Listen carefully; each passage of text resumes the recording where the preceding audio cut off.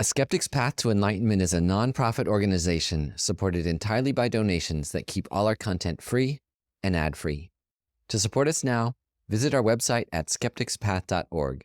We accept cash, credit, Bitcoin, and other cryptocurrencies, and your donations are tax-deductible in the US.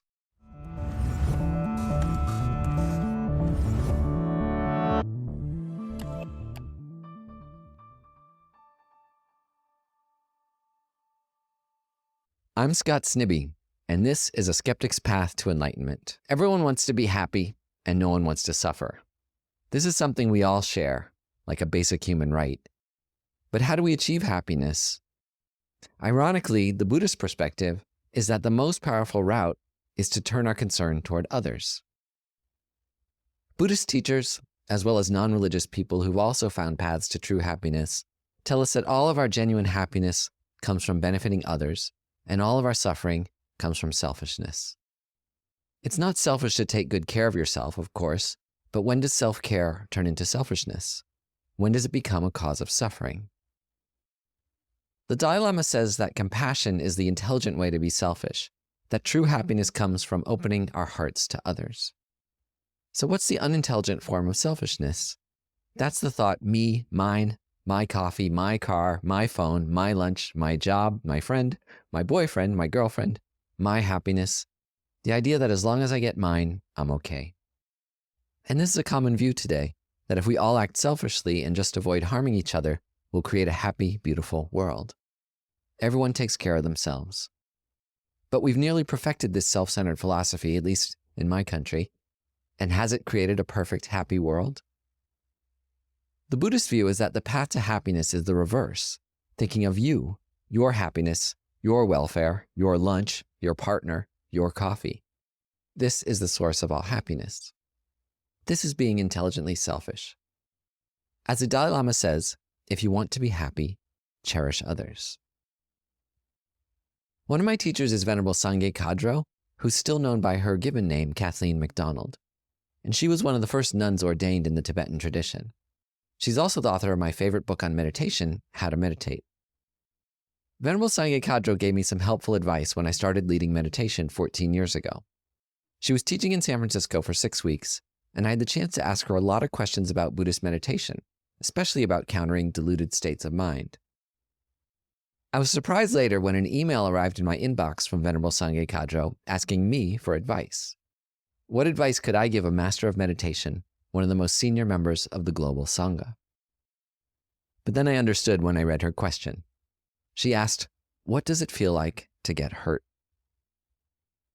Venerable Sangye Kadro said that people kept asking her in teachings how to deal with getting hurt by your partner or your family, or through bigger conflicts like between Israelis and Palestinians, or Republicans and Democrats.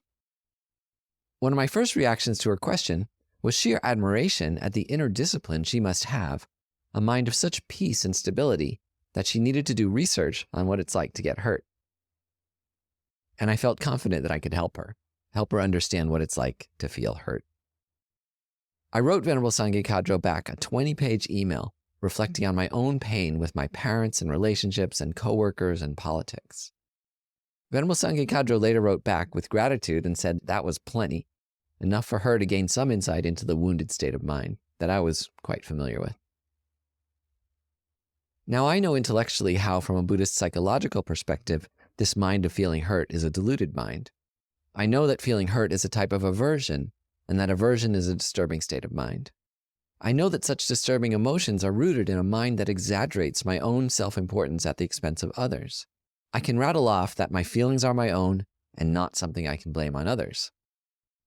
But even as I remember this, I have trouble applying the antidotes, and maybe you do too. In today's episode of A Skeptic's Path to Enlightenment, we're going to introduce one of the most powerful antidotes to the self-centered delusions of attachment and aversion. An antidote that uses love and compassion to counteract every single instance of craving or annoyance that we have right at that moment. This technique transforms both our problems and our joys into causes for opening our heart to others. It's a technique called universalizing, which I've been looking forward to sharing on the podcast since we started. It's worth going deeper into what Robert Thurman calls the root delusion, the self-centered delusion giving rise to attachment and aversion that we discussed in episode 15, Am I More Important Than Everyone Else in the Universe? That's a cheeky title, but sadly I think it's true that it's the way that I and a lot of us view the world from the lens of what it can do for me. One of the first steps to countering the delusions that are at the root of our suffering is simply to become aware of the workings of our mind without getting caught up in them. Like Venerable Robina Corton says, don't believe everything you think. It's a wonderful piece of advice that helps us begin to question the basis for the spontaneous thoughts of craving and anger and self-pity that arise in our mind. I think one of the reasons mindfulness is such a popular meditation technique is that it so easily carries into our daily lives. As it's taught in one popular form, mindfulness is simply becoming aware of what's happening in your mind, gaining some distance from your thoughts to see them more clearly. When you're able to maintain some mindfulness, you can start to see how your mind responds to events. And you're able then to make choices about your responses, if not in your mind, then at least in how you respond with your speech and actions. Something you begin to notice, probably for anyone who's been meditating for a little while, is that the way our mind habitually operates is from a self-centered perspective. As we go about our day, invariably some things go our way and others don't. We react emotionally to these events, feeling upset when things don't go our way and happy when they do. When things go our way, we want them to continue. But wanting good things to continue can quickly expand into expecting that good things will happen to us. Look closely at your mind and see if this is the way you view the world. Do you expect things to go wrong? That the forces of the world, so much bigger than you, will cause all kinds of unpredictable events to happen, including huge problems? Or do you expect things to go your way? Think about it for a moment.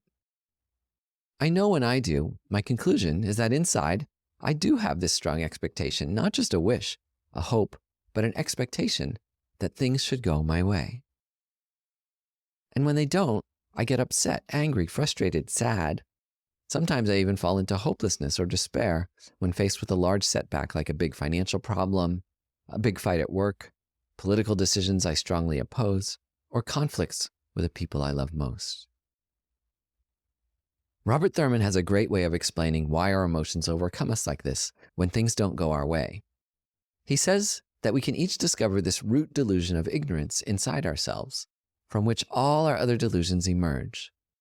That if we search inside ourselves, we find that we each believe out of all the people alive today, all 8 billion people on Earth, that of all these myriad human beings, I'm just a little bit more important. Remembering that talk he gave always makes me laugh. Acknowledging the absurdity of this thought is a great antidote to self-centeredness, the absurdity of our egocentrism. Laughter is one way to cut through delusion, showing us that there's another way to look at our problems. It's one of the reasons I love the Tibetan Buddhist tradition, because its greatest practitioners, like His Holiness the Dalai Lama, are often laughing, making jokes, making fun of themselves, teasing others, not taking things too seriously. But you might object to this conclusion that self-centeredness is the way we see the world.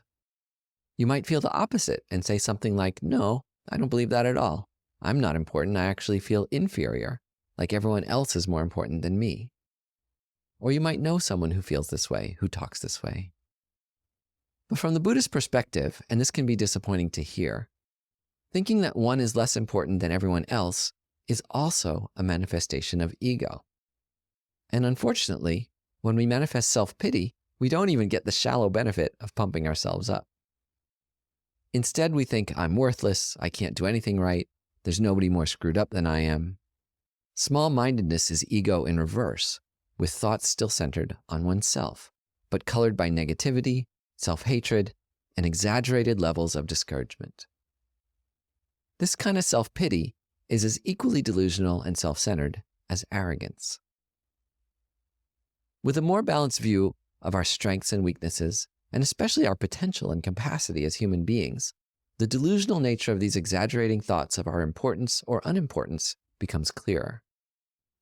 Even the most compassionate and effective people on the planet went through moments of ego and self-pity, which is encouraging to see as they managed to overcome these moments to fully realize their human potential. You can see this in many of the great leaders we admire. They each had moments of darkness that they passed through successfully to fully actualize the potential of their precious human life. The same ego also manifests when things go our way. When we find a parking spot, when we get a raise, when we meet that special someone and everything clicks. Or our ego can manifest as we enjoy the simple pleasures of the day, enjoying the foam on our latte, a movie on Netflix, a walk on the beach, a great conversation, or the warm presence of our partner. Even in these moments, our ego can go wild. The ego can become neurotic, worrying that this pleasure will end, and with good reason, because as we know from the nature of impermanence, everything changes and everything ends.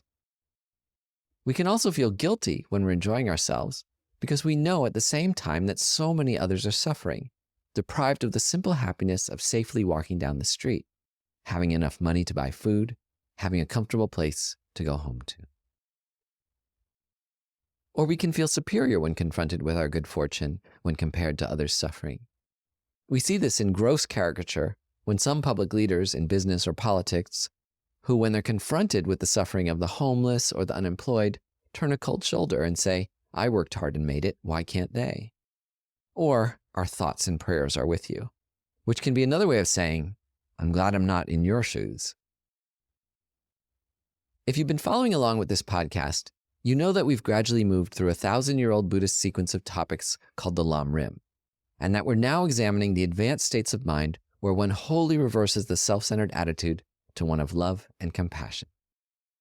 There's a name for a being who commits to the opposite of self-centeredness, who works only to benefit others. In Buddhism, such a being is called a bodhisattva. As a Buddhist, you might even become so committed to this ideal that you take a lifelong vow to pursue it, just like the Dalai Lama. For people who take what's called the bodhisattva vow, you renew your commitment to this ideal every day. The Dalai Lama says he does this himself with the famous words of Shantideva from his poetic work, A Guide to the Bodhisattva's Way of Life. The awe-inspiring verse His Holiness repeats each morning goes like this: "For as long as space remains, for as long as sentient beings remain, so shall I too remain to dispel the miseries of the world." This extreme ideal can be off-putting to ordinary people, thinking that such a compassionate attitude is only suitable for saints and altruists, like the Dalai Lama or Gandhi, Desmond Tutu, or the benevolent physicians of Doctors Without Borders. Yet bodhisattvas also report facing problems and experiencing pleasure. The mind training techniques of Tibetan Buddhism, called Lojong in Tibetan, offer many advanced techniques for transforming our daily dramas into tools for expanding our love and compassion. Not fleeing pain and pleasure like an ascetic, but using pain and pleasure as fuel that moves them toward a more enlightened way of living and being. In our last episode, we practiced a meditation on one of the most powerful of these techniques called Tonglen. Today's technique of universalization is equally powerful, but far simpler to practice in everyday life. In a previous episode, we practiced a meditation on one of the most powerful of these techniques called Tonglen. Today's technique of universalization I find equally powerful, but far simpler to practice in everyday life. I've also found that students of meditation can find universalization easier to practice because it's free from some of those initial intense feelings of fear or pain that one might have when attempting Tonglen's heroic taking on of others' suffering. I'm excited to share this other technique with you now, the technique of universalizing. Universalizing is both simple and profound.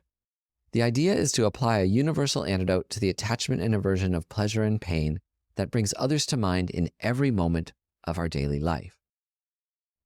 Normally, when we experience a setback, our mind tightens into itself, feeling wronged, angry, sad, jealous, betrayed, or depressed.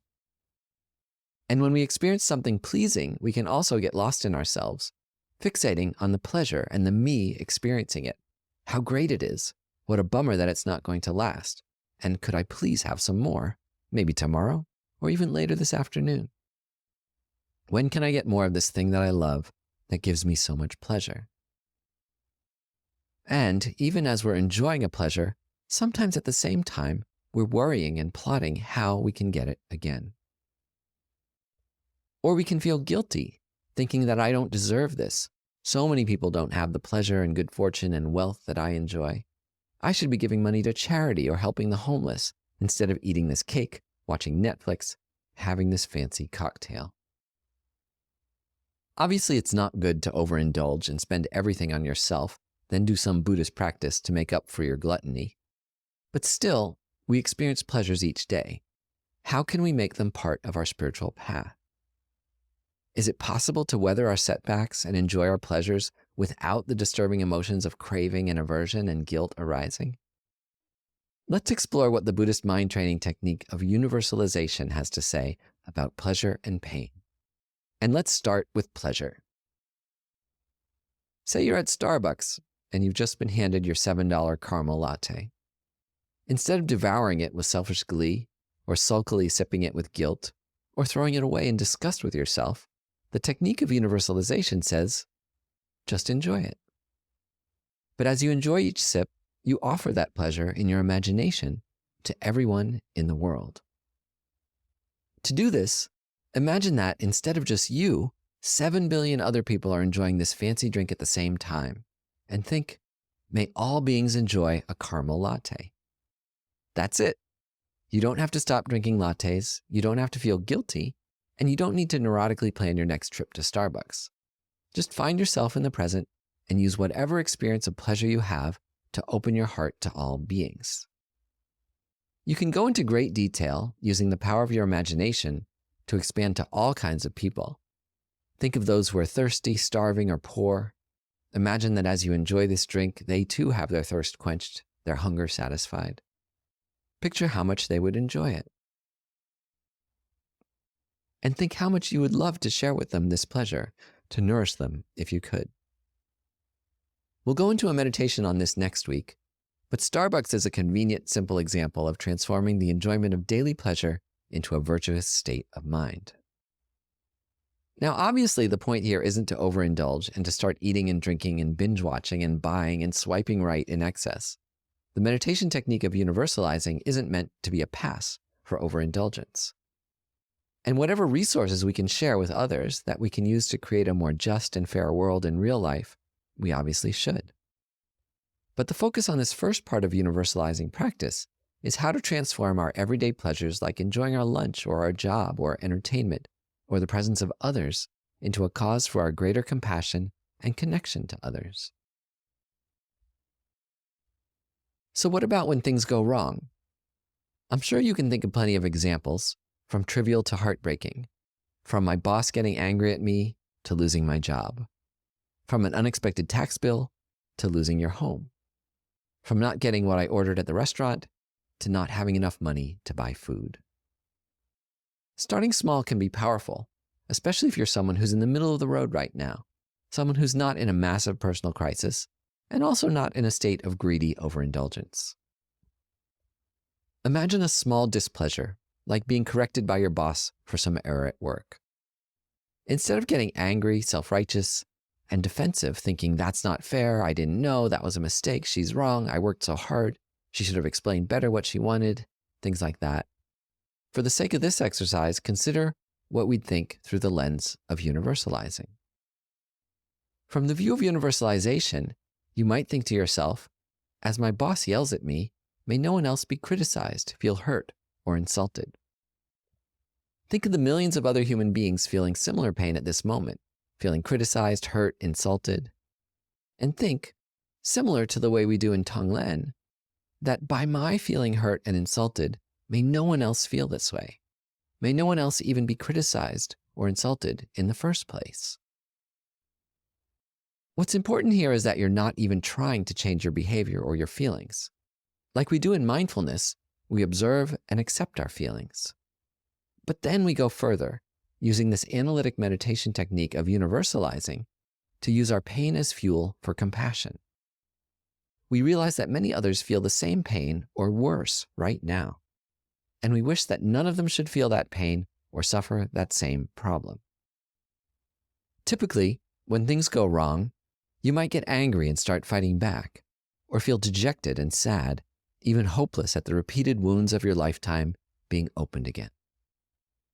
Instead, from this perspective of universalization, you've been given fuel to expand your compassion.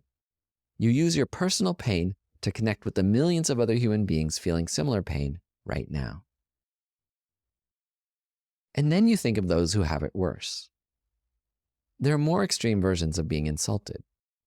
Think of those in prison being taunted and attacked by other prisoners or abusive guards. Think of immigrants at the border denied asylum or separated from their children. Think of people losing their jobs, people being unjustly accused of crimes, people whose partners are leaving them. Use the small pain you encounter to expand your heart to consider the greater pains of billions of other people on Earth, pains they're experiencing right now. You can think, by my experiencing this pain, this insult, this conflict, may no one on Earth experience pain, insult, and conflict. Of course, this isn't a magical cure that actually takes away everyone's suffering, but this mental practice gradually softens and opens your heart. It brings mental ease. It helps you to more fully enjoy life's fleeting pleasures and gives you grace in accepting life's setbacks. It turns every moment of your day into a means for expanding your compassionate heart. Next week, we'll meditate on this topic together. Universalizing is a practice that can be done in quiet solitude like other meditations. But the purpose of meditating is to familiarize your mind with the process of universalizing so that we then recall it as we go about our day experiencing pain and pleasure. The first step in countering self-centeredness is to simply imagine that we could share our good fortune with others, and that our pains can be ways to connect in our imagination with everyone else feeling the same or worse. The instructions are relatively simple, so even without the practice of next week's meditation, see if you can try this week to remember these instructions as you experience the simple pleasures of your life, enjoying your lunch, enjoying the touch of another person, going for a walk, or even watching TV. See if you can imagine sharing these pleasures in your imagination with others. And as problems come up like your food being cold or your bank account running low or feeling lonely or rejected, see if you can expand your heart by opening up in your imagination to all the other people feeling the same. And then even to those feeling much worse in the world. Use your setback as fuel for compassion to wish that no one else should suffer the way you do at that moment or suffer even worse.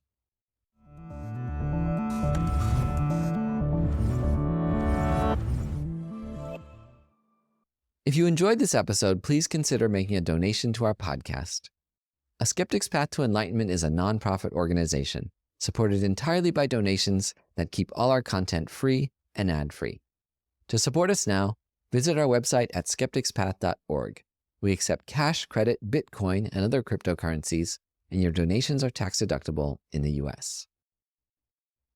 If you have any feedback on this week's episode, please share it at our website or on our Facebook, Instagram, or Twitter pages, where you can find us as Skeptic's Path. We also have a private meditation discussion group that you can join. You'll find a link to it at the bottom of our website. Thanks to Jason Waterman for marketing, Isabella Acebal for digital production and social media. We wish you a wonderful day.